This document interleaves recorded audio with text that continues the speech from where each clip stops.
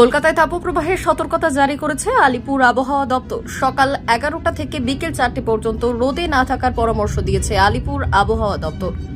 এরপরই আজ অর্থাৎ সোমবার রাস্তায় ডিউটি করা পুলিশ কর্মীদের জন্য বিশেষ উদ্যোগ নিল কলকাতা পুলিশ।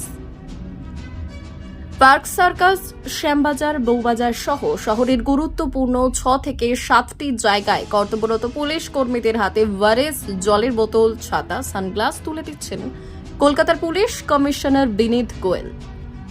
বাতাসে আগুনের হলকা চৈত্র শেষেই এবার কলকাতায় তাপপ্রবাহের সতর্কতা জারি হয়েছে। কলকাতার ক্ষেত্রে সর্বোচ্চ তাপমাত্রা 40.3 ডিগ্রি সেলসিয়াস।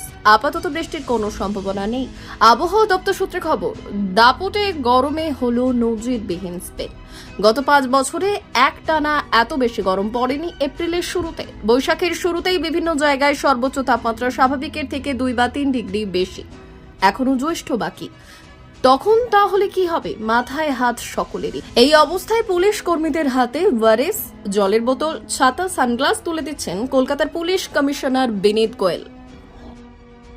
গরম, নির্বাচন সব মিলিয়ে আপনার মানুষদের কাছে আপনি পৌঁছেছেন, কি বলবেন, কি বার্তা দেবেন?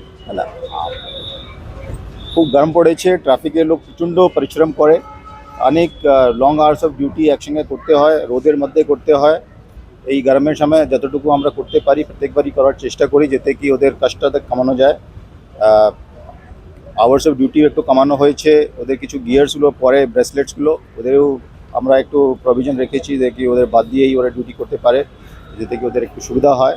আর এছাড়া সানগ্লাসেস, কিছু হাইড্রেশন পাউডার, এইসব গিয়ার্স, ওয়াটার বটলস এইসব ওদেরকে দেওয়া হয়েছে, ছাতা, যাতে কি একটু ওরা রোদ থেকে রেহাই পেতে পারে। স্যার, একটা শেষ প্রশ্ন, ওই হেলমেট যেটা আর কি এসি হেলমেট, সেটা কি টেস্ট অ্যান্ড ট্রায়ালের পরে আগামী বছর থেকে কি সেটা ব্যবহার করা যাবে নাকি এখন থেকে? আমাদের ফিডব্যাক নেওয়া হচ্ছে।